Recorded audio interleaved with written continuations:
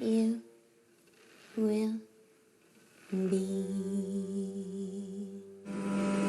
Popular, you're gonna be popular. I'll teach you the proper poise when you talk to boys, the ways to flirt and flounce. Ew. I'll show you what shoes to wear, how to fix your hair, everything that really counts to be popular. I'll help Hello, you be popular. my name is Erica Tan Ying-wan, and this is my project for AMU 3021. In this research project, I've done research on video fan works on YouTube that support the fem/pairing Gelfie, the ship name for Wicket's main characters, Glinda and Elphaba. I've also held interviews with a handful of participants to fill the gaps that the original research left. All this information gathered from participants was then used to answer the two main research questions, but that we'll get into later. This research aims to situate Gelfie, a ship that has returned with a vengeance since Wicket Part 1 came out last year, within the broader context of contemporary queer fandom, in an effort to understand how it's grown so popular. Lar. La, la, la, la.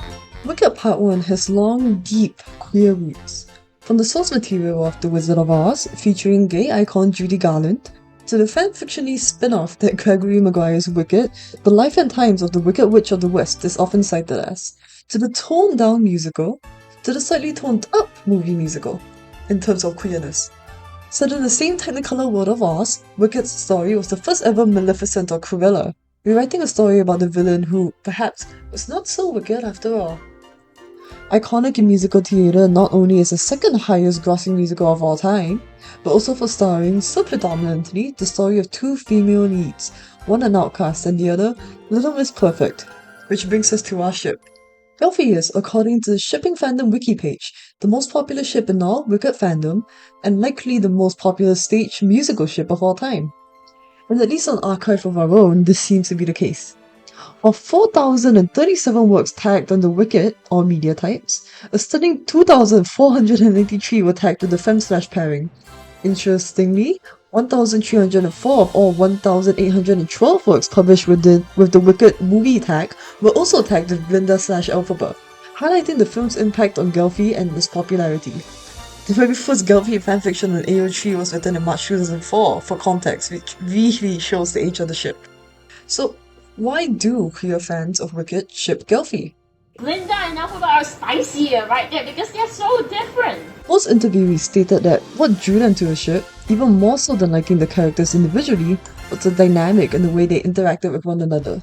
You know, so when like two characters, they're close to each other, they've been through thick and thin, so I feel like people are gonna like naturally ship them. Ah, they're doomed Yuri! Doomed shit! Doomed straight! I don't know what's going on. The enemies to friends, in the case of the Wicked fandom, lovers trope that Gelfie lives out isn't exactly new, but it's fun, and as opposites usually attract, there's no reason it wouldn't be the case in Wicked. So, going off the fact that Gelfie plays into the enemies to lovers trope, fans also ship Gelfie due to the strong homoerotic subtext present in the musical. Basically, like, maybe there's just some things going on that you can see right there in Canada, but it's not really shown explicitly, so you're like, okay, we need to make the content for this. There's also small moments that fans pick up on, such as Elphaba, being interested in Fiyero, but knowing that Glinda has her eyes set on him, and he supposedly has his eyes set on Glinda. But the lyric, "There's a girl I know," stands out to me so much because to me that is when the song takes its own Heather turn. From the description of the song in Genius lyrics, he talks about frustration and jealousy and how he has a love-hate relationship with Heather, wanting to be her. As throughout the song, Colin Gray sings about how his crush is in a relationship with the perfect Heather, mirroring that of Not That Girl. And anyway, a song about unrequited yearning due to not fitting with social norms is arguably going to be queer, regardless if Elphaba is singing about Fiyero or Glinda. This is beautiful interpretation of popular too, when Glinda gives Elfie the flower Fiyero gave to her, which is beautiful foreshadowing for one, but it's also when Glinda realizes that if Elphaba is beautiful now, it means she was beautiful all along. Glinda is a character who fans commonly refer to as confet, which means compulsory heterosexual. A confet character is often used to deflect on any queer undertones, even in spite of the narrative and subtext. her attraction to Fiyero is surface level at best. You're perfect. You're perfect. So we're perfect together. And her fitting into beauty conventions is through hard work too, as we can see in Popular. In the case of Wicked, however, her compactness gives her character yet another layer, especially as the foil to Elphaba's willingness to break away from society, and thus social norms in defying gravity, while Glinda struggles too, ultimately leading to their mutually agreed upon breakup, platonic or not. As such multifaceted characters, this perceived queerness also makes them relatable to audiences, which is so important for queer folks who are then drawn to the characters. I think there needs to be like a sense of relatability to it. There needs to be some kind of factor that I can really get in touch with. I mean, I tend to like women, and then if you're bonus point if they're gay, but if you're not gay, then it's like I may like them, I may not. I don't know. It doesn't bonus points, you know. It's like it's not a requirement. Wicked itself appeals to minorities, especially as this article describes it. Elphaba's father and Pierce's rejection of her is based on the apparently understandable disgust and horror. They judge her skin color not simply as different, but as a disfigurement. As there is no exact real-life comparison to Elphaba's green skin, this then allows audiences to stand in her shoes as the prejudice leveled against her can be taken to mean basically anything.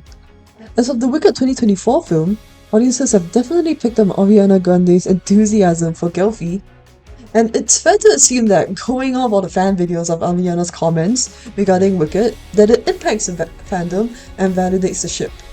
The approval of Ariana, Kristen Chenoweth, the originator of Glinda's role in Broadway, and even Gregory Maguire is arguably what draws fans towards the ship too.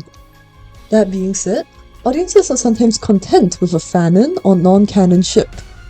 So I like a lot of non-canon ones. I think it's because non-canon ships have more flexibility. Some even go as far as to state that Like shipping is more like the two characters have to be like not officially together, you know. It has to be fanon. Yeah, it's fanon. It's not fully like their relationship at most is implied. It's not like fully canon. So, fanworks, mainly fanfiction, are created by the desire to see more of the story, to see more of a dynamic that might not have been explored.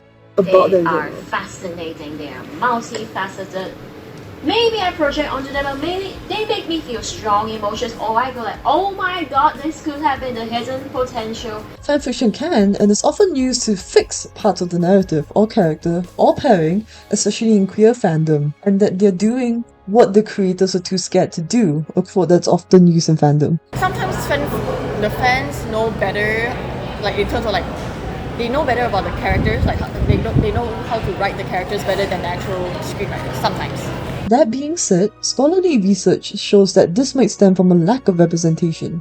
As queer audiences try to find themselves in narratives, they are able to read deeper between the lines and come up with their own interpretations, queerifying the source material to make it their own. Arguably, the most obvious example of this phenomenon, or textual poaching, in this context would be Wicked itself, as a successful, queer interpretation of the Wicked Witch of the West story by a gay man. The need to create your own representation has become so integral to queer culture and fandom that contemporary audiences may sometimes see it as the only way to interpret and enjoy what so deeply resonates as queer in their eyes. However, due to the aforementioned lack of representation, queer fans, especially fans of women-loving women pairings, will often find themselves arguing for legitimacy in fandom amidst cyberbullying from mainly heterosexual fans. Most video essays and fan compilations of Gelfie moments argue that Wicked is gay as a result, that it is basically canon.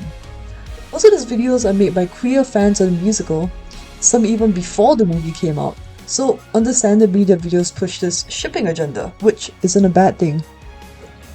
That aside, queer baiting is another issue that queer fans must deal with, especially as queerness enters mainstream acceptance.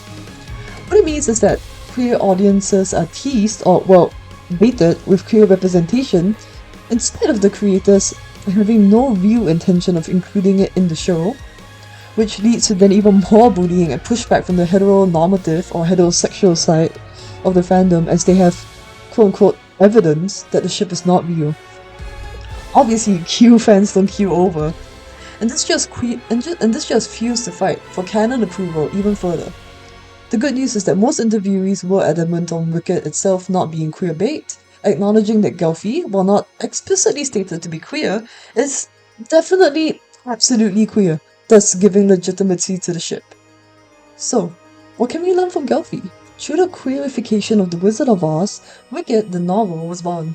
And from that, Wicked the musical, and subsequently Wicked the movie musical, has carried the torch of Gelfie to the modern day.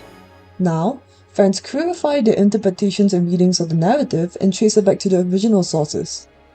Gelfie demonstrates the resilience of queer community, and as they intertwine through fan works, the queerness of their everyday life with fandom, relating to characters and building community through combining their own lived experiences with that of the narratives on screen.